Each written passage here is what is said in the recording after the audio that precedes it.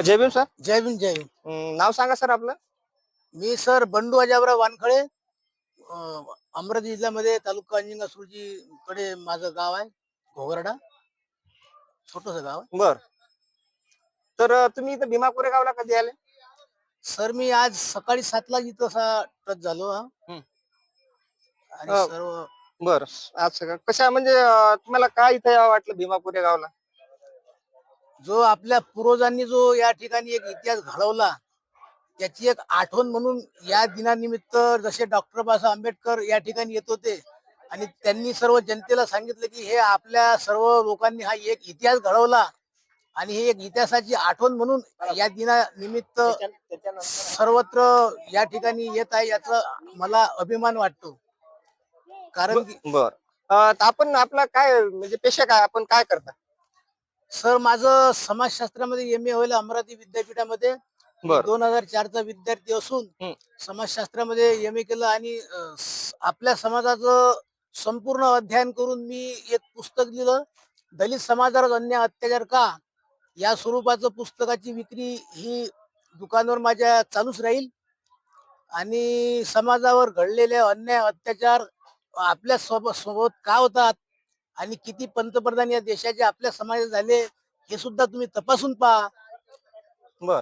असं म्हटलं जाते की साहित्य हा एक समाजाचा आरसा असते आणि जे चित्र समजा आपण आरशात पाहतो आपलं प्रतिबिंब, त्या स्वरूपाचं आपल्याला समाजाचं चित्र रेखाटता येते. मग ते कवितेच्या माध्यमातून असो की पवळ्याच्या माध्यमातून असो की आणखी कशाच्या माध्यमातून.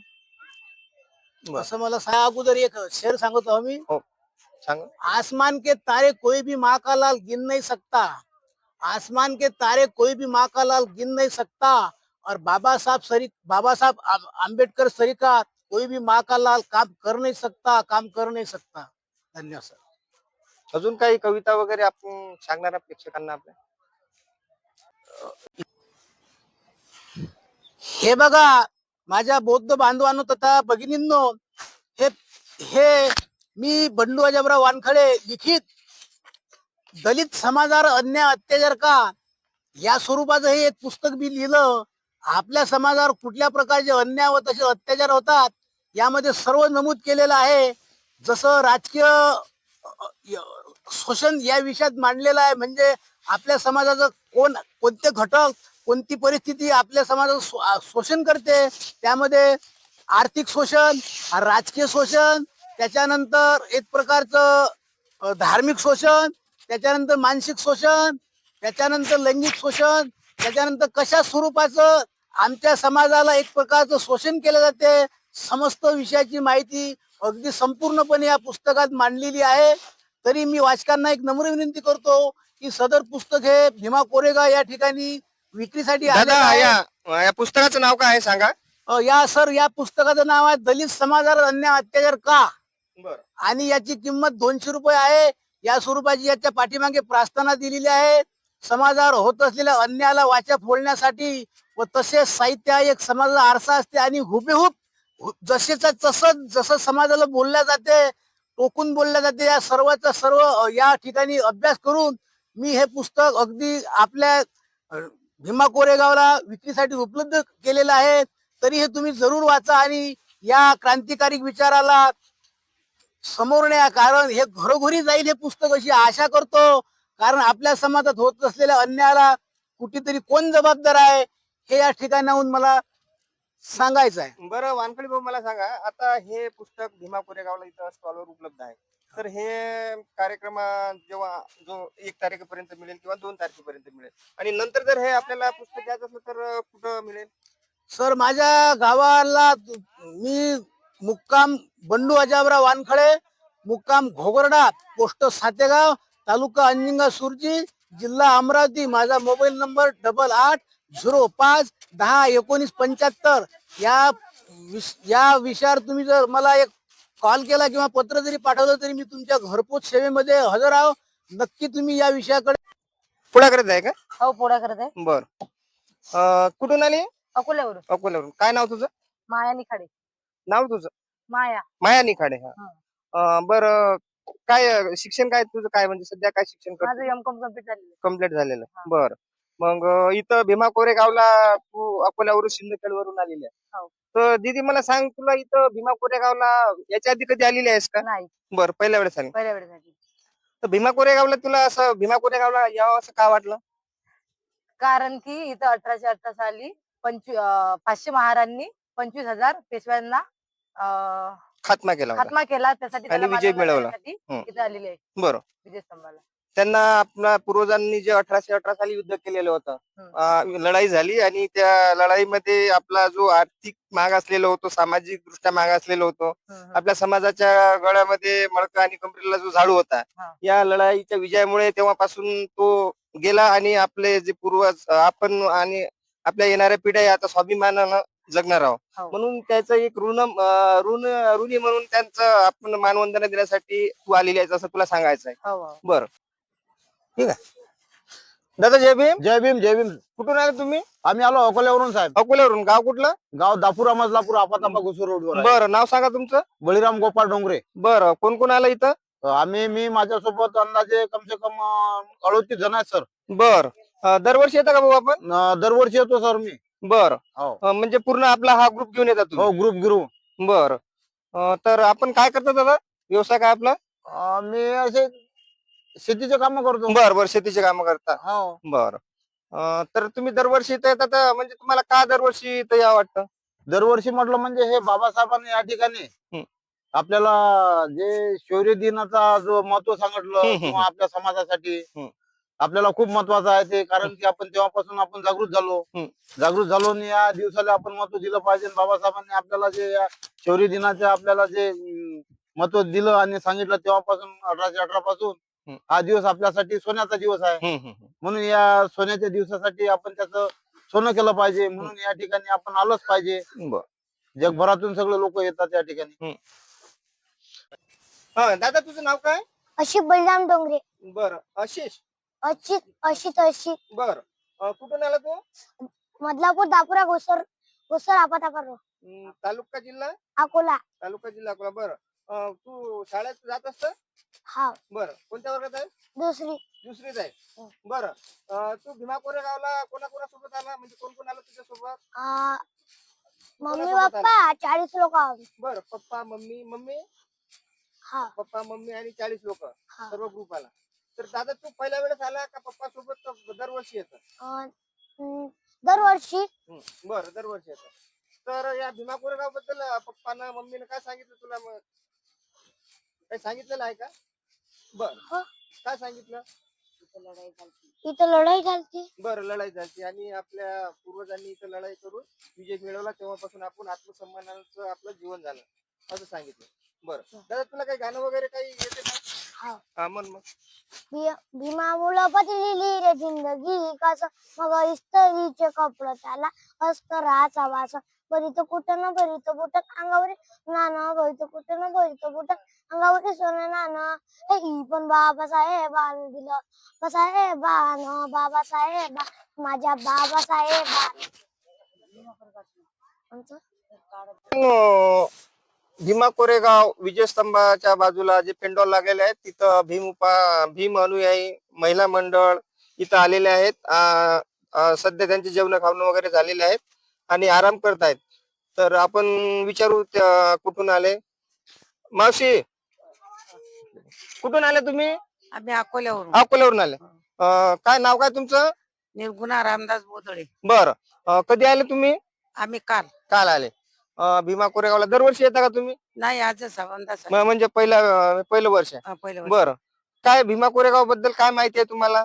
ते भीमा कोरेगावाबद्दल अशी माहिती आहे की बा पहिले जुने लोक होते, त्या जुन्या लोकांना 20,000 आले पेशव्यांना. पेशवे आले, आपल्या 500 महारानं त्याला कापलं, म्हणून त्यासाठी त्याला सलामी द्यायला आम्ही येतो. बरं, दरवर्षी तुम्ही त्यांना मानवंदना देण्यासाठी येता, वंदन करण्यासाठी येता? हो. बर, काही गाणं गिणं येते मावशी तुम्हाला? नाही व गाणं नाही. बर, ठीक आहे. बर, अमरावती जिल्हा. नाव सांगा तुमचं? कमला काशीनाथ बनसोड. बर, दरवर्षी येता तुम्ही? नाही, यांना चालू. बर, यांच्या सोबतच आहात तुम्ही? हा, तर भीमा कोरेगाव इतिहासाबद्दल काही माहिती आहे का? ते आता तेवढं काही बर, नाही. तर काही तुम्ही म्हणजे मानवंदना देण्यासाठी आले इथं? मानवंदना. बरं, ठीक आहे. तर गाणं वगैरे काही येते का? अं, हो म्हणा मग चांगलं गाणं.